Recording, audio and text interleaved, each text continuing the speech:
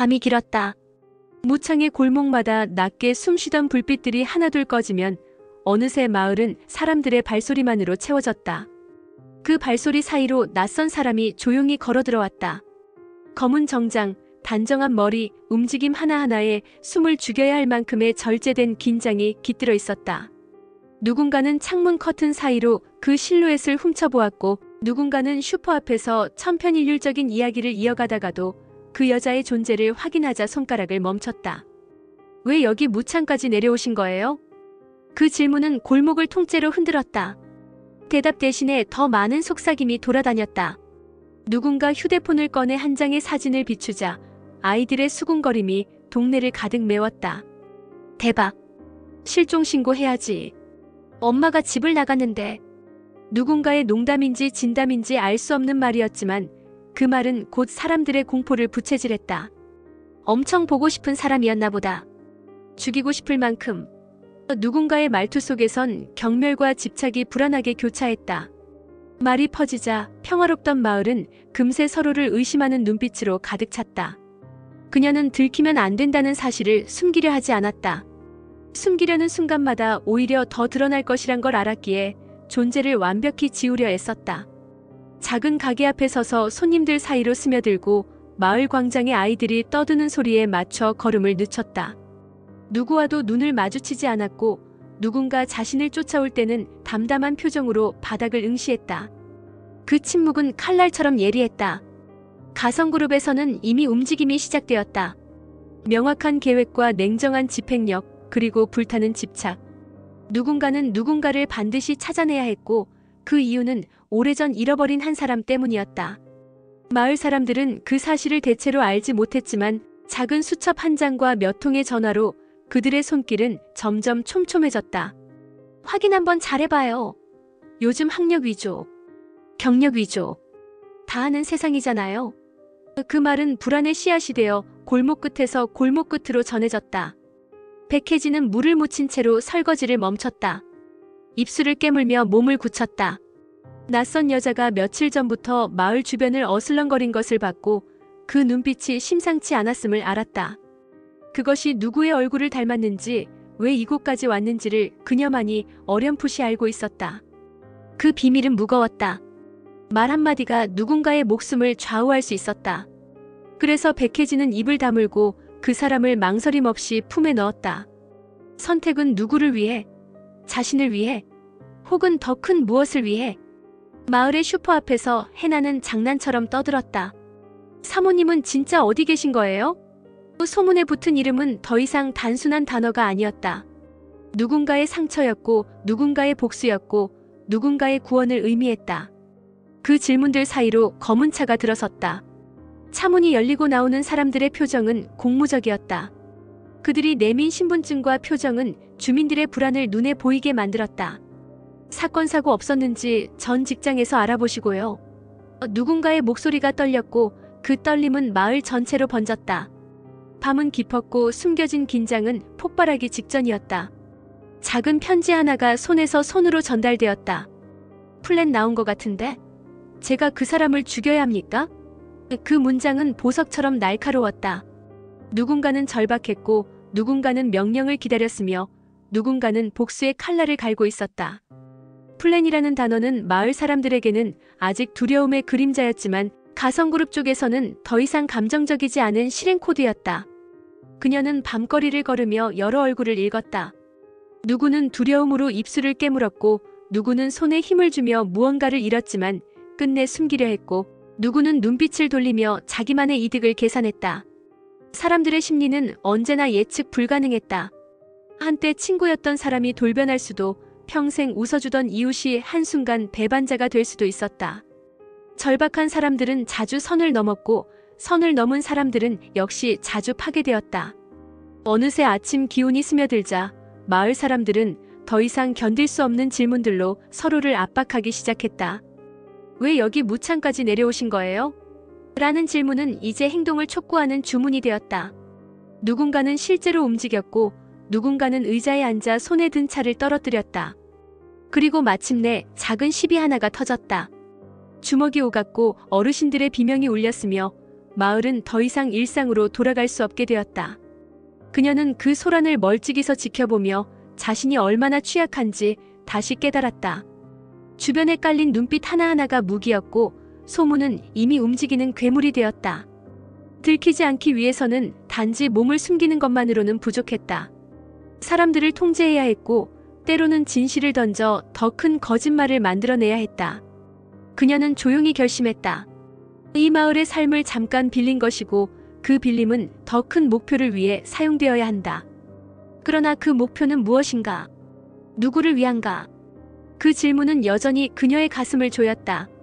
가성그룹의 본부에서는 이미 실행 단계로 넘어가 있었다. 모든 자료는 정밀하게 분석되었고 마을 사람들의 동선은 이미지처럼 펼쳐졌다. 그들은 작은 오류 하나도 용납하지 않았다. 확인 한번 잘해봐요. 라는 말은 이제 지시로 바뀌었다. 손에 들린 파일에는 적나라한 과거들이 줄줄이 적혀 있었다.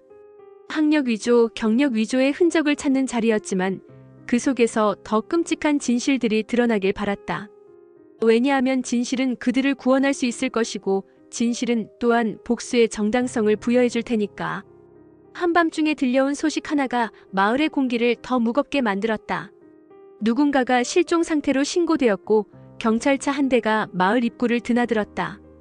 주민들은 저마다의 추측을 섞어 이야기를 만들었고 이야기는 곧 사실이 되어 도시에까지 퍼질 기세였다. 그리고 이 모든 소란의 중심에는 아직도 한 여자가 조용히 서 있었다. 그녀는 가끔 어린아이의 눈빛을 발견했고 그 눈빛은 그녀에게 어쩐지 죄책감 같은 것을 던졌다. 하지만 죄책감은 사치였다. 사소한 동정이 커다란 위험을 불러오기도 했다. 편지에 적힌 문구는 단순했지만 그것이 의미하는 바는 깊었다. 플랜이 무엇을 의미하는가? 플랜은 누가 만든 것인가? 그 플랜은 누구를 향하는가? 마을 사람들은 그 답을 알 수 없었고 알기를 원하지도 않았을 것이다. 알려진 진실은 사람들을 불편하게 만들고 불편함은 행동을 촉구하기 때문이다. 어느 순간부터 사람들은 더 이상 정상적인 판단을 할 수 없었고 집단 심리는 그들을 더 함정으로 몰아갔다. 백혜진은 그 모든 것을 알았지만 아무 말도 하지 않았다. 이유는 간단했다. 말하자면 자신도 위험해질 것이고 입을 닫는 편이 더 안전했기 때문이다. 그녀는 상처받은 과거와 연관된 무언가를 알고 있었고 그 무언가는 가성그룹의 심장을 겨누는 화살이 될 수도 있었다. 하지만 진실을 말한다고 해서 누가 믿을 것인가? 오히려 말한다고 해서 더 큰 적을 만들게 될지도 몰랐다. 그녀는 밤마다 불안을 잠재우기 위해 작은 메모를 남겼다. 메모에는 한 줄씩 결심이 적혔다. 들키면 안 된다. 누군가 들키면 모두 끝난다. 누군가의 이름을 불러서는 안 되고 누군가를 의심해서도 안 된다. 그 문장들은 점점 더 짧아졌고 그만큼 강해졌다. 그것은 생존을 위한 주문이었고 동시에 스스로를 속이기 위한 구호이기도 했다. 그날 새벽 한 사람이 마을을 떠나기 위해 가방을 챙기다가 다시 문을 닫았다. 그는 집 앞에서 잠깐 서서 하늘을 올려다보았다. 별은 어쩐지 멀게만 느껴졌다. 누군가는 도망가고 싶었고 누군가는 누군가를 제거하겠다고 다짐했다. 마을은 돌이킬 수 없는 순간을 향해 미끄러져 들어가고 있었다. 그녀는 또다시 걸었다. 발걸음은 익숙해졌고 정체를 숨기는 데서 오는 피곤함은 몸에 흐르는 피처럼 일상이 되었다. 누군가의 시선이 느껴질 때마다 그녀는 바람을 읽었고 바람은 곧 위험을 알려주었다. 들키지 않는 법을 배우는 것은 살을 지키는 일과 같았다. 그러나 때로는 살아남는 것이 옳은 일인가에 대한 질문이 그녀를 괴롭혔다. 그 질문에 답할 시간은 없었다. 우선 숨고 우선 살아남아야 했다. 마을의 아침은 그렇게 더 차갑게 시작되었다. 사람들은 서로에게 등을 돌렸고 작은 슈퍼의 벽에는 공지처럼 보이는 문구가 붙었다. 경계 강화 의심되는 모든 인원 신고. 그것은 통제의 시작이었다. 누군가는 그 문구를 보고 안도의 한숨을 쉬었고 누군가는 그것을 보며 도망가야 할 이유를 찾았다. 통제는 때로 안도감을 주지만 동시에 공포를 증폭시킨다. 가성그룹의 수색은 더욱 집요해졌다. 문서뿐 아니라 사람의 감정까지 파헤치려 했다.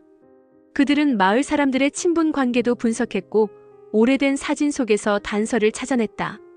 조용한 마을 한 귀퉁이에 숨겨진 기억들이 하나씩 풀려나갈 때마다 누군가의 얼굴은 창백해졌다. 진실은 언제나 아름답지 않았고 드러나는 순간엔 더 많은 파멸을 데려왔다. 그녀는 마침내 작은 결단을 내렸다. 더는 기다릴 수 없었다. 몸을 숨기기만 한다면 언젠가는 들키고 말 것이다. 움직여야만 했다. 움직이는 순간이 더 큰 기회를 만들 수도 있었다. 하지만 움직임은 또 다른 위험을 낳는다. 그녀는 그 저울 위에서 천천히 발을 옮겼다. 어느 문을 두드리고 어느 사람에게 부탁을 할 것인가. 계산은 이미 머릿속에서 돌아가고 있었다. 마을 중심가에 모인 사람들의 소음은 점점 커졌고 누군가는 대화를 이어가며 계획을 세웠다. 누군가는 검은 차에 올라타 어디론가 떠났고 누군가는 길가에 서서 손을 떨었다. 그리고 그 모든 움직임의 끝에는 단 한 가지가 남아 있었다. 결과는 누구에게 이득을 줄 것인가, 누구를 파괴할 것인가. 그녀는 마지막으로 뒤돌아보았다. 마을의 골목, 슈퍼, 창고, 검은 차의 실루엣이 작은 병풍처럼 펼쳐졌다. 그녀는 숨을 크게 들이쉬고 그 숨속에 모든 결심을 담아 다음 걸음을 내디뎠다. 들키지 않기 위해, 숨겨진 진실을 지키기 위해, 그리고 어쩌면 자신에게 남은 마지막 부끄러움을 지키기 위해. 사람들은 종종 진실을 원한다고 말하지만 진실은 그들을 구원하지도 편안하게도 하지 않는다. 진실은 때로 칼보다도 예리하게 사람을 베고 그 자리에 남은 것들은 부스러진 신뢰뿐이다. 무창의 마을은 그런 진실을 끌어안으려 하지 않았지만 이미 그 진실은 마을의 피를 타고 돌아다니고 있었다. 오늘의 사건들은 마치 불씨처럼 번져나가 더 큰 화염을 만들 것이다. 누군가는 그 화염 속에서 불타 사라지고 누군가는 불꽃을 이용해 새로운 권력을 얻으려 할 것이다. 그리고 그녀는 그 와중에 살아남아야 했다. 들키면 안 된다. 절대 들키면 안 된다. 그 외의 모든 것은 사치였다. 해가 높아질 무렵 마을의 한켠에서 작은 목소리가 떨리며 울렸다. 제가 그 사람을 죽여야 합니까? 그 말은 아직 대답을 얻지 못했다. 대답은 언젠가 돌아올 테지만 그때는 이미 많은 것이 변해 있을 것이다. 그 변화를 준비할 자와 그 변화에 의해 파괴될 자가 차례로 뒤바뀔 것이다. 그녀는 다시 걸었다. 발걸음은 여전히 정확했고 표정은 여전히 차가웠다. 그러나 속에는 잘 닦인 칼날처럼 예리한 불안과 어쩌면 작은 연민이 숨쉬고 있었다. 연민은 때로 사람을 구원하고 때로 사람을 파멸시킨다. 지금 그녀에게 필요한 것은 연민이 아닌 생존이었다. 연민은 나중에 만약 살아남는다면 생각할 여유가 생길 때나 허용될 사치였다. 그렇게 무창의 하루는 끝났고 어느새 밤은 다시 찾아왔다. 사람들은 밤마다 불안을 껴안고 잠들었고 꿈속에서도 그 질문을 던졌다. 왜 여기 무창까지 내려왔는가? 누구를 위해, 무엇을 위해? 대답은 여전히 모호했고 모호함은 결국 선택을 강요했다. 그녀는 창가에 서서 도시의 불빛을 멀리 바라보았다. 불빛은 별처럼 반짝였지만 그 반짝임은 구름 속에 숨겨진 채였다. 그녀는 다시 한번 자신을 다짐했다. 들키지 않기. 절대 들키지 않기. 그리고 그 다짐은 그녀를 다음 날로 이끌었다. 다음 날 더 큰 사건이 기다리고 있을 테니까.